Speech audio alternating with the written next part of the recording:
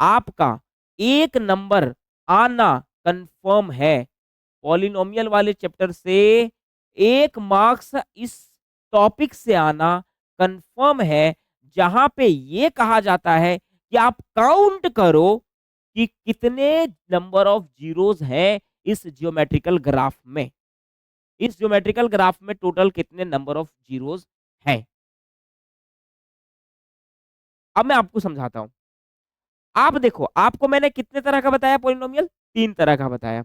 तीन तरह का जब मैं बता रहा था तो पहला मैंने ये बोला कि देखो इस तरह से जो होता है ना, P X equals to A X plus का बी, ये आपका होता है लीनियर पॉलिनोमियल, सीधा सीधी वाला पॉलिनोमियल। सीधा सीधी वाला पॉलिनोमियल का क्या होता है सर? एक केवल वो वैल्यू ऐसे होते हैं जो इसको क्या करेगा, काटने का काम करेगा। वो वैल्यू केवल और केवल एक होता है, यानी कि ये एक्स वाले लाइन है तो इस एक्स वाले लाइन को केवल एक पॉइंट पर ही ये काट पाएगा। ऐसे ग्राफ जब बनेंगे, जब पीएक्स को केवल एक पॉइंट पे एक्स एक्सिस को काट सकेगा, तो वैसे हम ग्राफ में कहेंगे कि नंबर ऑफ जीरोस जो यहां पे बनाया गया है वो नंबर ऑफ जीरो कितना है? वन है। नंबर ऑफ जीरोस कितना है? नंबर ऑफ जीरोस कितना है भाई? वन है, वन है। नंबर ऑफ जीरो कितना है? वन है। नंबर ऑफ जीरो कितना है? वन है मेरे भाई। नंबर ऑफ जीरो कितना है यहाँ पे? वन है। तो जब भी आप किसी लीनियर पॉलिनोमियल के लिए ग्राफ बनाते हो ना, तो वो ग्राफ हमेशा सीधा बनता है। सीधा बनता है, कोई दिक्कत नहीं है। लेकिन अगर आपने बनाया कोई ऐसा पॉलिनोमियल जो पॉलिनोमियल का पावर दो है, जिसका डिग्री दो है, जिसका एक्सपोनेंट दो है, तो उसका जो ग्राफिकल रिप्रेजेंटेशन होता है वो होता है पैराबोलिक। क्या होता है मेरे भाई? पैराबोलिक। ये जो ग्राफ है ना, ये जो है ना, ये इस तरह से जो लाइन आई है ना, इसे ऐसे वाला जो शेप आया हुआ इस तरह से, इसको कहते हैं पैराबोलिक शेप। और ये पैराबोलिक शेप किस में होता है? क्वाड्रेटिक में होता है, जिसका डिग्री दो होता है।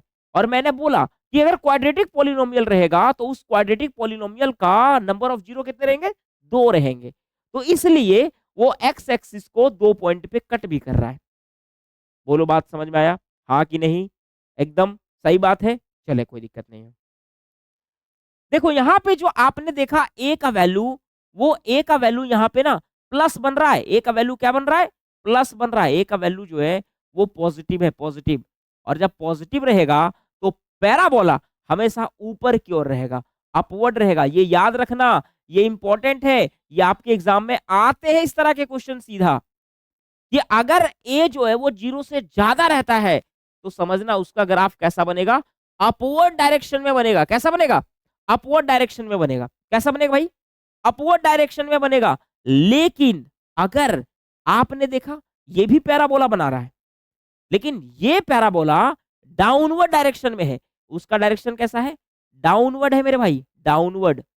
डाउनवर्ड है। तो सर ये डाउनवर्ड क्यों हुआ? डाउनवर्ड क्यों हुआ, सो पहले बताओ। ये नीचे की ओर क्यों हुआ? नीचे की ओर यहां तभी बनते हैं जब ए का वैल्यू जीरो से छोटा होता है। दैट मीन्स नेगेटिव होता है सर, नेगेटिव। क्या होता है? नेगेटिव होता है। जब ये नेगेटिव होता है तब इसका भी शेप पैराबोलिक शेप कहलाता है। लेकिन नेगेटिव होने के कारण से इसमें जो ग्राफ बनते हैं वो नीचे की ओर बनते हैं।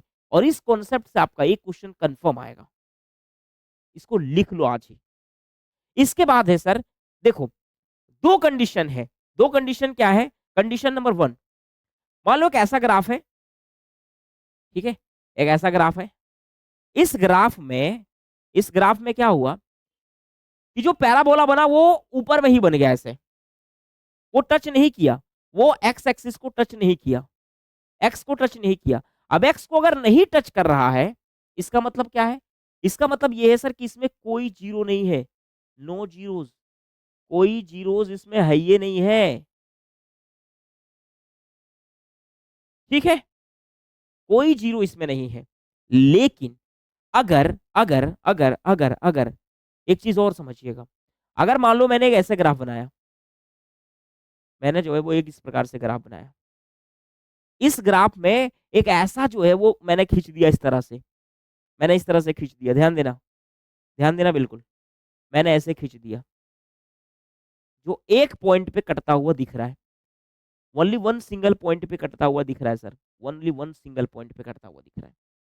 अगर एक सिंगल पॉइंट पे कटता हुआ दिखेगा, इसका मतलब सर इस पैराबोला का 1 0 है, 1 0। लेकिन गुरुजी, लेकिन भैया, लेकिन एक बात बताओ भैया, आपने भी बोला कि कोई भी अगर क्वाड्रेटिक पॉलिनोमियल है, जिसका ग्राफ पैराबोलिक बनता है और पैराबोलिक ग्राफ बनने के बाद जब इस तरह से होता है, तो उसका 0 2 होता है। तो इसका 0 1 ही कैसे हुआ? 1 इसलिए हुआ क्योंकि इसने काटा एक पॉइंट पे। इसका होगा 2 0, लेकिन दोनों 0 इस कंडीशन में क्या होंगे? इस कंडीशन में दोनों 0 जो है वो इक्वल होंगे, इक्वल। 2 ज़ीरोज़ होंगे लेकिन दोनों ज़ीरोज़ क्या होंगे? इक्वल होंगे। अगर इक्वल ज़ीरोज़ होंगे, तो इसका मतलब पैराबोलिक हो सकता है, लेकिन 2 ज़ीरो हो भी सकते हैं, लेकिन दोनों बराबर होंगे। बात आई समझ में? लॉजिक है यही। अच्छा, आगे समझिएगा। तो मैंने इसीलिए ये कंडीशन बनाया था कि अगर इस प्रकार से रहता है तो सर कोई 0 नहीं है, इस प्रकार से रहता है तो कोई 0 नहीं है। दोनों जो है वो एक्स एक्सिस से दूर रहता है, इसका मतलब कोई 0 नहीं है। बट अगर कभी मान लो कि 3 बार कट गया, 1 पॉइंट यहाँ कट गया, है ना? 1 पॉइंट यहाँ कट गया और 1 पॉइंट यहाँ कट गया। तो इस सिचुएशन में अगर आपको पूछ दिया जाए कि बताओ मेरे भाई, मेरे लल्ला, मेरे दोस्त कि यहाँ पे नंबर ऑफ ज़ीरो कितना है? तो आप बताओगे कि यहाँ पे जो नंबर ऑफ ज़ीरो है, नंबर ऑफ ज़ीरो जो है वो कितने हैं? वो है नंबर ऑफ ज़ीरो जो है वो कितने हैं मेरे भाई? वो 3 है, 3 सॉरी 3 है। नंबर ऑफ ज़ीरोज़ कितने हैं? नंबर ऑफ ज़ीरोज़ यहाँ पे जो है वो 3 है, 3 है यहाँ पे। नंबर ऑफ ज़ीरोज़ कितने हैं? 3 है, 3, है ना? नंबर ऑफ ज़ीरोज़ कितने हैं यहाँ पे? यहाँ पे 3 है। नंबर ऑफ ज़ीरोज़ कितने हैं? 3 है। क्यों? क्योंकि इसने 3 पॉइंट पे इसको कट किया है। बोलो समझ में आई कि नहीं आई? बोर्ड वाले स्टूडेंट अगर आपकी तैयारी कम है और आप परेशान हो अपने बोर्ड के एग्ज़ाम को लेकर के, तो अब ना आपको डरने का ज़रूरत नहीं है, क्योंकि अब आपके लिए हमने रिवीज़न का सेशन ले आया है, जहाँ पे आपको बड़े स्मूथली तरीके से धीरे-धीरे कॉन्सेप्ट को समझाया जा रहा है, जो आपके पेपर में क्वेश्चन बनेंगे जिस तरह से। और अगर आपने इस पूरे कॉन्सेप्ट को पढ़ लिया, तो आप बड़े आसानी से अच्छे खासे नंबर लाने के बन जाओगे काबिल में। समझ गए मेरे भाई? इसीलिए आपको फाड़ू क्लास को सब्सक्राइब करना है, वीडियो को लाइक करना है और कमेंट भी कर देना है। जय हिंद। आज के क्लास के लिए बस इतना ही, मिलते हैं फिर कल से नए वीडियो में नए जोश के साथ। तब तक के लिए शुभ रात्रि, गुड नाइट मेरे स्वीट स्वीट समोसे, मेरा स्वीट स्वीट रसगुल्ले। गुड नाइट मेरे भाई, मेरे दोस्त, मेरे यार, मेरे क्या कहते हैं जाने मन, है ना?